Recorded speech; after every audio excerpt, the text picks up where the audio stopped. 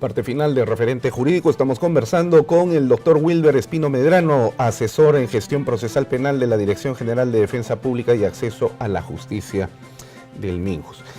Realmente da gusto ver cómo es que el Estado avanza, si no en todo, por lo menos en algunas partes. Y este es el caso de Defensa Pública. Defensa Pública empezó a avanzar y crecer, no en proporciones aritméticas, sino geométricas realmente, y el día de hoy tiene un ejército de abogados puestos a disposición de la ciudadanía, a tal punto que podríamos decir que el defensor del pueblo más cercano de la sociedad es el defensor público. El defensor público goza de un prestigio bien ganado, en la ciudadanía, porque incluso hay muchos que prefieren ser defendidos por defensores públicos, ¿no? Sí, sí, claro. Porque ven la calidad de esto, la calidad del desempeño, del desarrollo de los defensores públicos, y los jueces, en sus comentarios que muchas veces hemos tenido de ellos, manifiestan que efectivamente rescatan y soslayan las intervenciones muy interesantes que llevan a cabo la defensa pública. Entonces, yo creo que la ciudadanía goza de una garantía. ¿Y cuál es esa garantía? Que si bien es cierto, tiene un servicio gratuito, ello no implica que por ser gratuito no es de calidad. Entonces, ahora es un servicio gratuito, como lo fue antes, pero con calidad. Es decir, creo que toda persona lo que busca son los resultados. Y el defensor público apunta a darle los mejores resultados. Y para poder dar los mejores resultados, cuenta con el auxilio de elementos que son importantes para ello, como acabo de mencionar, el tema de los servicios multidisciplinarios, el equipo pericial, ¿no?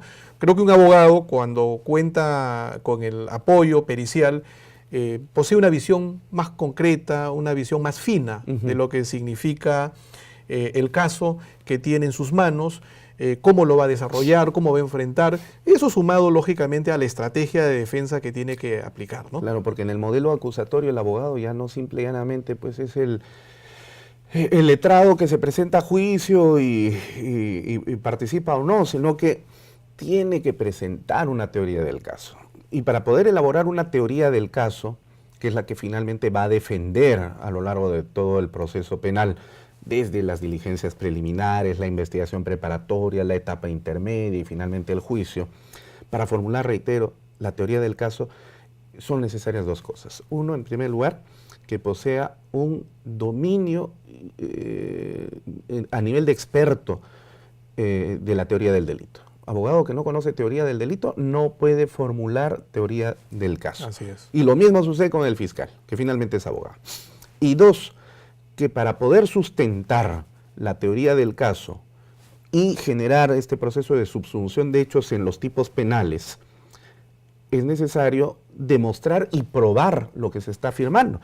Y la demostración, la probanza de esos hechos, muchas veces tiene que ver con prácticas periciales, la presentación de medios probatorios, exámenes científicos, tecnológicos, y así como el Ministerio Público tiene efectivamente su Instituto de Medicina Legal, el abogado del día de hoy tiene que recurrir a la formulación de pericias para poder sustentar sus casos. Por eso es que en países como en los Estados Unidos se ve que los bufetes de abogados tienen no solamente abogados dentro de sus estudios jurídicos, sino también a policías retirados, detectives, médicos, ingenieros, contadores, que se encargan de elaborar precisamente los dictámenes e informes periciales que ellos elaboran para presentarlo como medio probatorio. Y en el caso de la defensa pública, que es el bufete de abogados más grande del país y que está puesto al servicio de los más necesitados, porque los abogados de defensa pública, reiteramos, son los abogados de los pobres, de los necesitados, de la gente que no tiene recursos y que necesita, sin embargo, ser defendida, y cuenta también con esta área para poder solventar sus formulaciones de las teorías del caso, ¿no? Efectivamente. Y lo importante es que la institución sigue manteniéndose en pie independientemente de las personas. O sea, quiero decir, tú que sigues trabajando ahí en defensa pública y desempeñando un muy buen papel, podrás afirmar o negar lo que yo voy a decir en este momento. Y que lo digo con total honestidad. La defensa pública nace en el Perú con el Código Procesal Penal. Tiene por padre a una persona. Sin culto al personalismo, sin embargo, no le podemos dejar de reconocer este importante trabajo que realizó Ernesto Lechuga Pino como director general de Defensa Pública y luego como viceministro de Acceso a la Justicia en el Ministerio de Justicia. Y luego han venido otras personas más que lamentablemente han terminado en escandaletes, que han salido hasta en la televisión y que han mediado muchísimo, pero no la imagen de la institución que queda, sino de la propia persona. Porque sí hay, pues, hay buenos funcionarios y hay malos funcionarios, y que a veces terminan como terminan. Defensa Pública sigue avanzando y sigue desarrollándose. ¿Qué novedades en materia de modernización y buenas prácticas ha venido realizando esta importante dependencia del Estado peruano? Bien, efectivamente, Ernesto Lechuga fue una persona muy importante en el desarrollo de la defensa pública.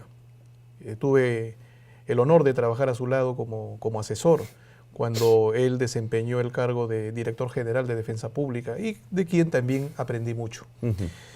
Y sobre el tema de defensa pública, la defensa pública ha tenido un desarrollo no solo al interior de las salas de investigación, no solo dentro de los juzgados o de las salas de audiencias, sino que la defensa pública también posee un trabajo hacia afuera. Es decir, toma muy en cuenta el concepto de acceso a la justicia. Ajá. ¿Por qué? Porque el acceso a la justicia no solo lo vemos desde el punto de vista de la conciliación extrajudicial, sino de acercar el servicio de defensa pública al pueblo. Una de las maneras de que la defensa pública se haga más conocida de lo que ahora es tratando de llegar a los lugares donde la población de pronto, por alguna razón, no la conoce o de lo contrario, por tiempo, no puede acudir. Entonces, se organizan campañas. Y hay varios tipos de campañas. Una mega campaña que se hace al año 4 a nivel nacional en diferentes temas que son importantes, como entre otros, por ejemplo, que se ha desarrollado sobre pensión de alimentos, sobre el bullying, trata de personas, entre otros temas importantes. También existen campañas que desarrollan las direcciones distritales, campañas itinerantes que se llevan a cabo en lugares muy alejados de las ciudades, donde nosotros somos conscientes que hay personas que tienen la dificultad de trasladarse de un lugar a otro, no solo por distancia, sino también por situación económica, porque tendrían que pagar un pasaje muy costoso. Por ejemplo, uno de los casos claramente sería de los habitantes de las zonas lejanas de la selva. Como Loreto, por ejemplo, ¿no? Entonces, Defensa Pública trata de acercarse en sierra, en costa, en selva, para que el usuario pueda hacer sus consultas y de pronto también poder asumir casos y llevarlo hacia adelante. Otro aspecto importante que ha desarrollado la defensa pública es sobre justicia intercultural. Ahí colocamos a la defensa pública del Perú también en una situación muy importante a nivel de Latinoamérica, porque nosotros hemos desarrollado protocolos de actuación interinstitucional, que es fundamental. Un protocolo de actuación interinstitucional que involucra al Poder Judicial, al Ministerio Público, involucra también a la defensa pública formando parte de un grupo importante de lo que significa el sistema de justicia, hecho que antes con defensa de oficio no ocurría. Y yo creo que eso es algo fundamental para poder tomar en cuenta cuál es la significancia de la presencia de la defensa pública en el sistema de justicia penal en nuestro país. Entonces es muy fundamental. No se concibe la idea que exista ninguna persona que no pueda tener un abogado que lo defienda. Principalmente aquellas personas que proceden con una cosmovisión distinta de las ciudades. Entonces ahí está el defensor público para poder defender sus derechos. Uno de esos derechos no solamente es que cuente con un abogado, sino también que tenga su derecho a un intérprete. Su derecho a buscar que exista una pericia antropológica para que pueda esta persona servir como una especie me refiero a que la pericia puede ayudarle a esta persona para que nos pueda ilustrar sobre su cosmovisión que tiene del mundo, sus costumbres principalmente, ¿no? Ahora, Y hemos sido testigos también al mismo tiempo que Defensa Pública, efectivamente a través de sus campañas, no solamente participa en la promoción del acceso a la justicia únicamente en juicios, sino que a través de una proyección social. Recordamos un triste caso que aconteció hace algunos años atrás, cuando, recordarán nuestros amables televidentes, bueno, por esas razones que solamente pasan aquí en el Perú, cuando viene una, vienen todas juntas, y se empezaron a caer las paredes del barranco de la Costa Verde, ¿no? Y empezaron a caer piedras sobre los transeúntes, sobre las personas que transitan en sus vehículos por el circuito de playas, y trágicamente una de esas piedras impactó en la cabeza de un niño, que casi lo mata, le voló medio cráneo. Y bueno, ¿quién se hace responsable de ese hecho? En cualquier país civilizado del mundo, evidentemente, tendría que haber asumido la responsabilidad por no haber previsto esa situación de riesgo el alcalde. Infelizmente, se tuvo el caso de que el alcalde de Miraflores asumió la responsabilidad de ese grave daño que se le generó por omisión a este niño. Y ahí participó Defensa Pública. ¿Cómo lo hizo? Efectivamente, la Defensa Pública tuvo una participación muy importante. Asumió la representación y el patrocinio del niño a través de sus padres y se llevó a cabo estrategias, esto es algo muy importante, ¿no? Estrategias para buscar, primero, la recuperación rápida del niño, porque como bien lo acabas de decir, sufrió daños muy importantes en su salud. Irreparables. Irreparables, y eso implicaba también gastos. No lo mató, pero lo dejó pues Y sobre todo que también trajo como consecuencia que la familia tenga que asumir compromisos económicos que no habían previsto. Y que no tenían. Y que no tenían, ¿no? Porque, como siempre sucede también, gente de escasos recursos. Así es, entonces tenemos una familia que de pronto por una situación que se presentó, tuvo que asumir responsabilidades económicas que no habían previsto, que estaban fuera de su presupuesto. Y aparte también teníamos las acciones legales que tenían que continuar. Entonces aquí hay dos temas. Se tenía que trabajar las acciones legales, pero también buscar la manera de que esta criatura pueda contar con el apoyo médico, con las medicinas y todo aquello que necesitaba para que pueda salir adelante en la recuperación de su salud. Y ahí fundamentalmente la memoria la tengo muy fresca. Cumplió un papel muy importante el director general de ese entonces, que era el doctor Ernesto Lechuga Pino. Un papel muy importante, con quien conjuntamente comenzamos a echar a andar este trabajo. Y logramos resultados muy importantes para esta criatura fundamentalmente. Pero la Defensa Pública no solo ha participado en este caso, sino también en otros casos de connotación social, como fue el incendio de las Malvinas. En el incendio de las Malvinas se representó a los familiares de las dos personas que fallecieron en el interior de los contenedores. Y la asistencia de la Defensa Pública no solamente fue con defensores públicos, sino también con el apoyo del equipo multidisciplinario. Participaron, por ejemplo, peritos criminalísticos de Defensa Pública, aportando pericias de parte que sirvieron para consolidar que efectivamente era razonable y necesaria que se dé la prisión preventiva para la persona de sexo masculino que estaba involucrado en este tema, y bueno, la persona de sexo femenino que estaba gestando, el juez tuvo que tomar una decisión que el código decía que era la correcta, ¿no? Pero también hubo otros casos más, como es el caso del Cerro San Cristóbal. ¿Ya? Cuando se cayó el bus. ¿Ya? Eso fue el año pasado. Exactamente, cuando se cae el bus, la Defensa Pública también asume el patrocinio de muchas de las personas y sobre todo que ayuda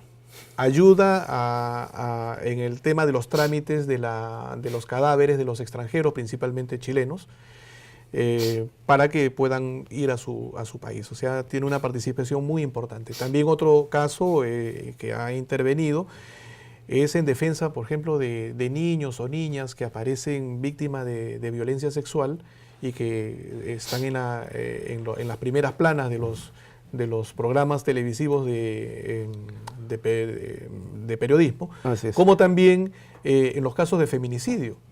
O sea, estamos patrocinando a muchas mujeres que han sido víctimas de feminicidio. O sea, la defensa pública interviene de manera muy importante en casos, dándole lógicamente el resultado que tanto defensa pública se propone como el que espera el usuario de nuestro servicio. Ahora, ¿qué pasa? Porque hay casos en los que sucede cuando defensa pública se encuentra con defensa pública, es decir, defensa pública versus defensa pública. Digamos, el caso de una niña que ha sido violada por su padrastro y cuya madre no tiene pues recursos para acceder a la defensa de un abogado en condición de parte agraviada o la víctima, como se denomina ahora. Defensa pública asume la defensa de esa niña. Pero resulta que el padrastro también tiene como abogado defensor a un abogado de defensa pública. Es decir, es defensa pública contra defensa pública. Bien, te agradezco la pregunta. Es una pregunta bien interesante y permite que los televidentes puedan entender lo que significa esto, porque a veces resulta un poco ilógico, ¿no? Si es la misma institución, ¿cómo puede haber un abogado de la misma institución defendiendo a una parte y defendiendo a la otra parte? Lo que sucede es que recordemos que todos tienen derecho a la defensa. Claro. Y por ahí hay una persona que puede ser el imputado que de pronto no tiene recursos económicos y definitivamente la defensa pública tiene que entrar a defenderlo. O también puede darse el caso de la defensa necesaria, donde ya es el fiscal o el juez que designa un defensor público y la defensa pública tiene que intervenir.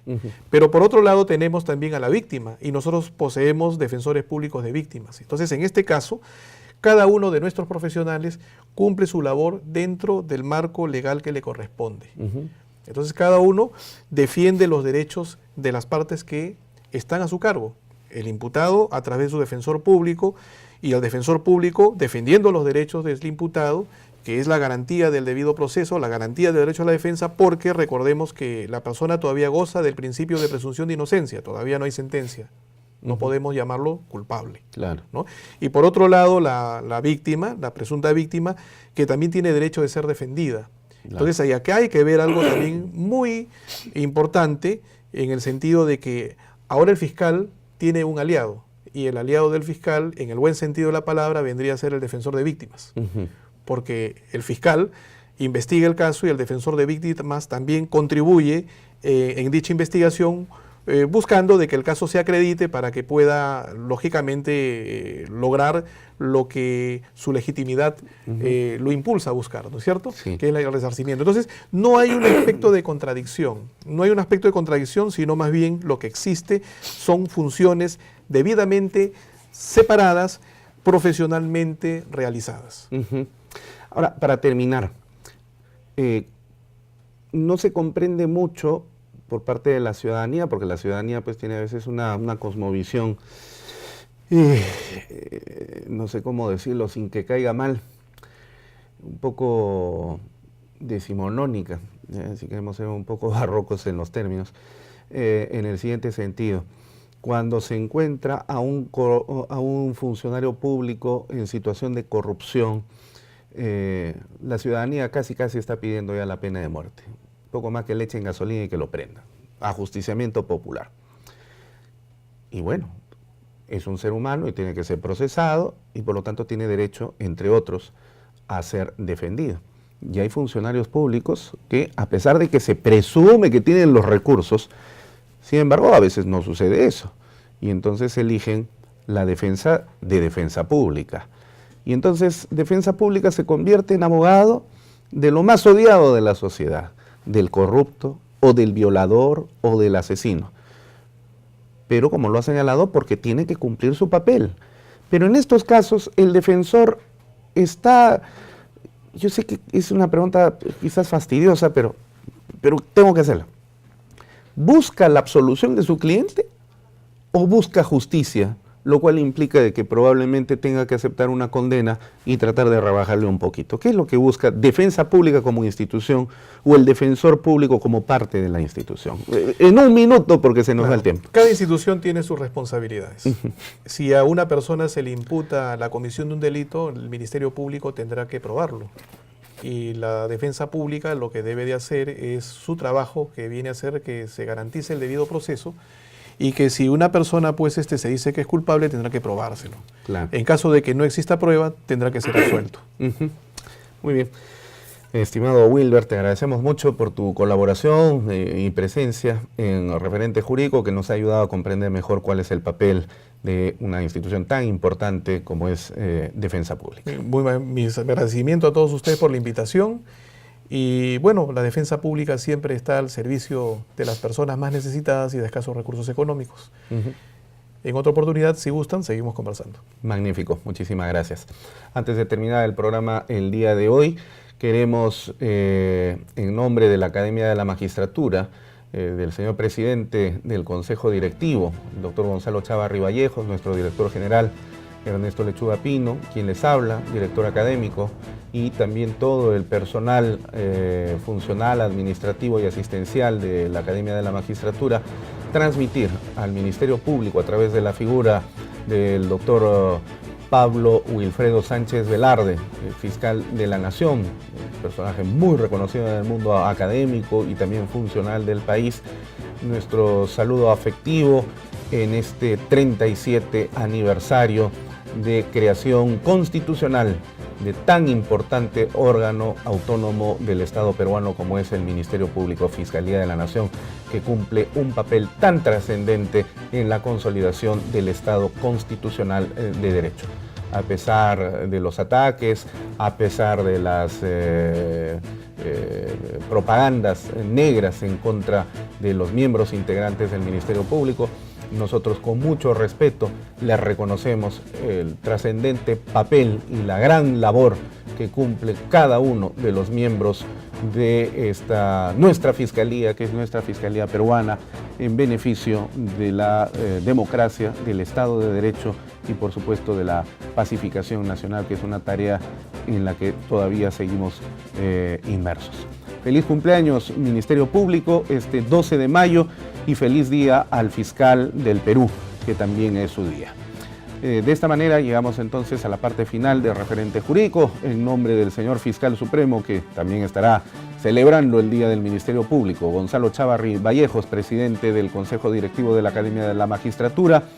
Les agradecemos a todos ustedes vuestra cordial sintonía y, como siempre, nuestra gratitud expresa y sempiterna a JNE TV, que nos permite llegar semana a semana hasta vuestras pantallas. Con ustedes será hasta la siguiente emisión de Referente Jurídico. Permiso.